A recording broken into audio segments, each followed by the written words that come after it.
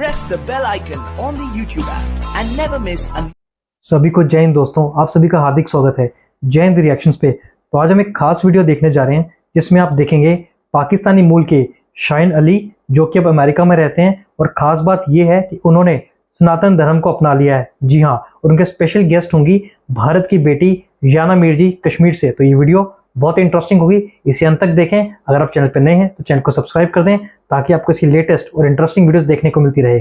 जय हिंद, जय भारत। हरे कृष्णा एवरीवन। आज हमारे साथ जो गेस्ट हैं, she is also from Kashmir, ये भी कश्मीर से हैं। और बट ये guest for me she is one of the very special guest because मैंने इनकी एक वीडियो देखी थी जिसमें ये इन्होंने मैंने लिटरली हर किसी को शेयर की थी। और उसमें इन्होंने जो बात बोली थी वो ये थी कि जो है वो Kashmir is a married woman, Kashmir जो है एक शादीशुदा औरत है और उसको पाकिस्तान ने छीन के रखा हुआ है।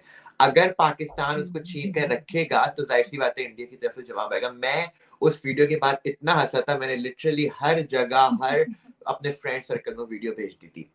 तो हमेशा की तरह आज भी हम जो है वो पाकिस्तान का जो काली करतूतें हैं, जो जिस तरह से वो पूरी दुनिया में एक फेक प्रोपेगेंडा लेकर घूमते हैं कश्मीर के बारे में, इंडियन मुस्लिम्स के बारे में, आज हम उनको एक्सपोज करेंगे। सो अस्सलाम वालेकुम याना, कैसी हैं आप? वालेकुम अस्सलाम Shaheen, I am fine, how are you? बिल्कुल बिल्कुल बिल्कुल ठीक हूँ मैं याना। अच्छा याना, सबसे पहले आप मुझे एक बात बताएं, मैं हर कश्मीरी, मैंने जितने भी अब तक का इंटरव्यू लिया है कश्मीरी मुस्लिम्स का, मैं उससे हर चीज स्टार्टिंग में एक चीज पूछता हूँ और वो ये है कि क्या Kashmiri Muslims allowed to practise their Islamic culture? क्या वो अलाउ है उनको कि वो मस्जिद जा सकें? क्या उनको अलाउ है कि वो इस्लामिक प्रैक्टिसेस कर सकें कश्मीर के अंदर? एब्सोल्युटली शाहीन, ये कोई पूछने की बात नहीं है। But before I start answering, I want to tell you कि आपके पीछे इंडिया का तिरंगा देखकर मुझे बहुत खुशी हो रही है। And believe me, it is just so beautiful. And on Kargil Divas Day, we are having this discussion, and when I'm seeing the Tiranga behind you, it's just so, I mean, so fulfilling. So, yeah, coming back to your question, absolutely, India is a secular democracy. And to be honest, if you think practically, अगर आप पाकिस्तान के propaganda को एक side पे रखें, practically अगर आप सोचें, क्या कभी किसी जू ने कहा है कि भाई इंडियन गवर्नमेंट हमें प्रे नहीं करने देती, सिनेगॉग नहीं जाने देती? क्या कभी किसी पारसी ने कहा है कि इंडियन गवर्नमेंट हमें अपने फायर टेम्पल में नहीं जाने देती या टावर ऑफ साइलेंस में नहीं जाने देती? क्या कभी क्रिश्चियन ने कहा है कि इंडियन गवर्नमेंट हमें चर्च में नहीं जाने देती? सो जाहिर सी बात है, मुस्लिम्स को क्यों इंडियन गवर्नमेंट बोलेगी कि आप इबादत करने मस्जिद मत जाओ? ये तो मतलब बेवकूफी वाली बात है, बेवकूफाना नैरेटिव है which doesn't make any sense. बिल्कुल जी। अच्छा, चले पाकिस्तान हमेशा एक न्यूज चलाता है कि जो कश्मीर के अंदर जितने भी लोग हैं वो इंडिया के साथ नहीं रहना चाहते, इस तरह की न्यूज चाहते। क्या 1% कश्मीरी भी ऐसा सोचते हैं कि वो पाकिस्तान के साथ जाएं?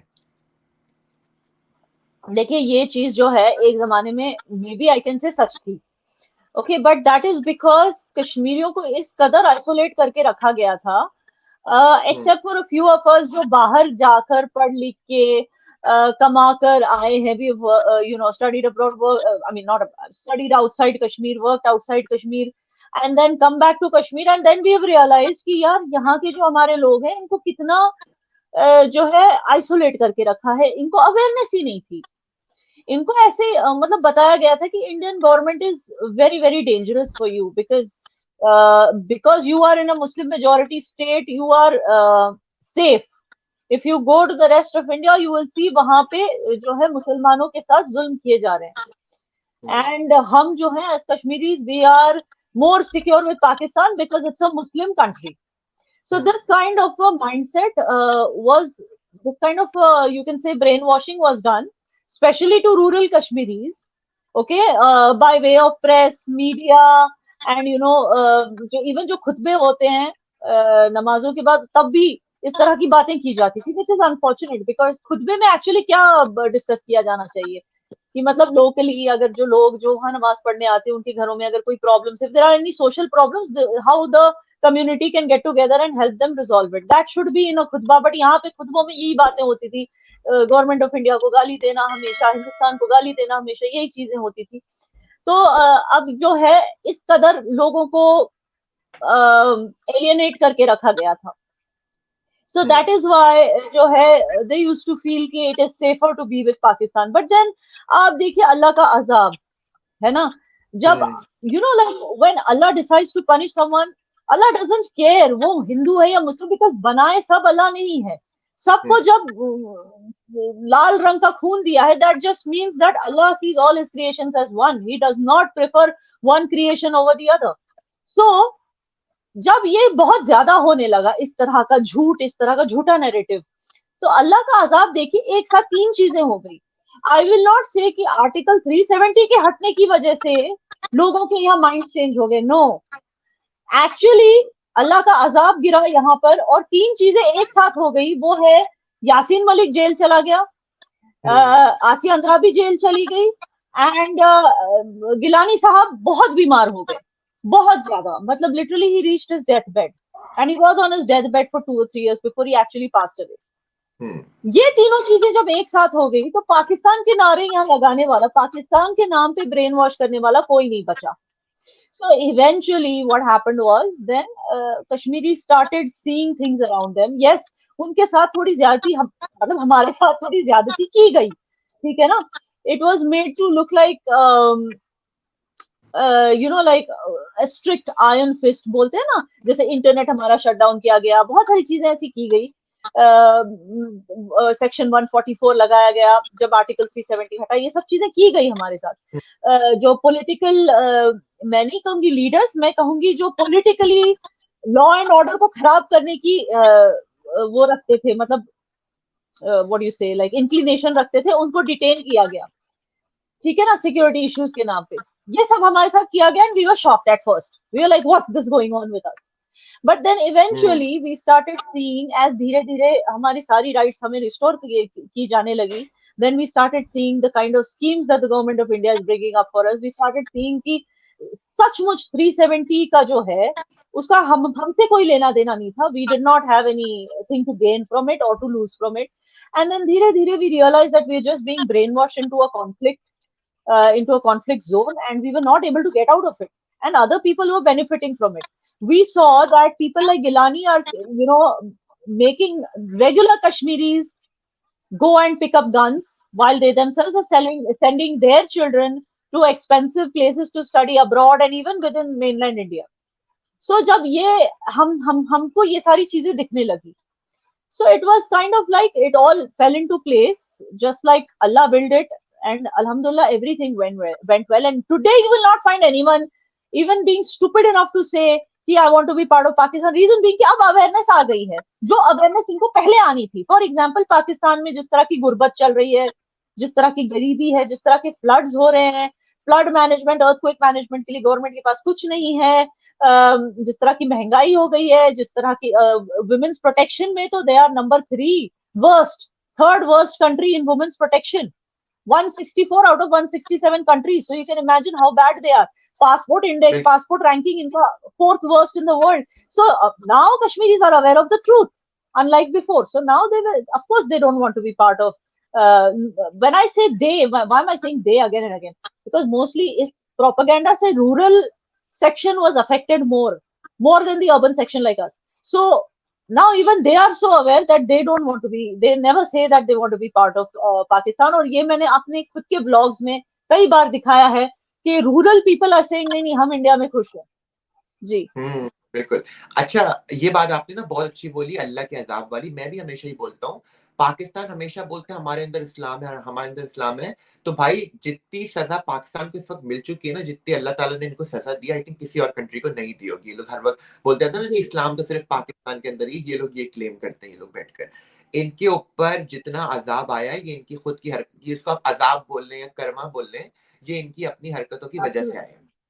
और अच्छा यानी अब मैं आपसे पूछना चाहता हूँ कि as a Kashmiri what do you think about article जो कि अगस्त 2019 में लगा था, Kashmiri as a normal Kashmiri article जो अगस्त 2019 में लगा था, उससे पहले और उसके बाद कोई फर्क आया है क्या कश्मीर में?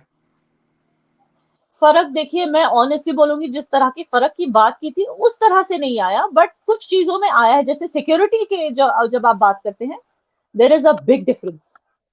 So now अभी भी कुछ Kashmiri Pandits and non local labourers पे अटैक्स होते हैं, but they are very infrequent and far in between. Like पहले इट वाज टू फ्रीक्वेंट. पहले it had gone to the extent कि लोग जिनको भी फॉर एग्जांपल खबरी समझते थे या आरएसएस का बंदा समझते थे या इंडियन सपोर्टर समझते थे, उसके घर पे बस सीधे आ जाते थे, बंदूकें लेके उसको गोलियों से छली कर देते थे. ये एक वो भी जमाना था.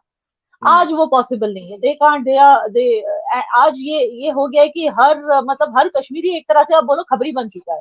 They don't have the guts to come here and do terrorism because no Kashmiri will support them today. And so security को लेके things have changed. That's also because जो Indian Army है उसने एक sort of balanced strategy अपनाई.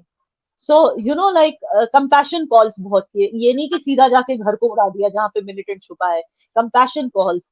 First they called him out. They said surrender. We will mainstream you. हम आपको नई जिंदगी देंगे. आप सरेंडर कर लो. उनके माँ बाप को बुलाया गया. ऐसे करके हजारों मिलिटेंट्स को तो पहले इन्होंने सरेंडर करवाया. उन्होंने literally they realized कि we were on the wrong path. I'm talking about those who decided to become militants.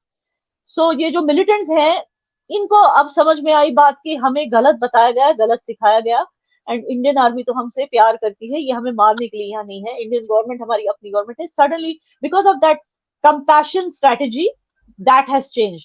And also मैं ये भी कहूंगी कि एनआईए जैसी जो हमारी इन्वेस्टिगेटिव एजेंसीज हैं, security agencies, they have also done a great job in stopping illegal funding that used to be in between in Pakistan के ISI की जो फंडिंग आती थी via Pakistan. They used to use students, they used to use trucks, anything जिस पे भी उनका control हो सकता था. They used to use all that and send funding in. All that has been stopped. उसके a noose has been tied around the illegal funding's neck, I can say. So वो खत्म कर दिया गया. And and now they are working. So ये सब 370 के बाद हुआ. इस तरह की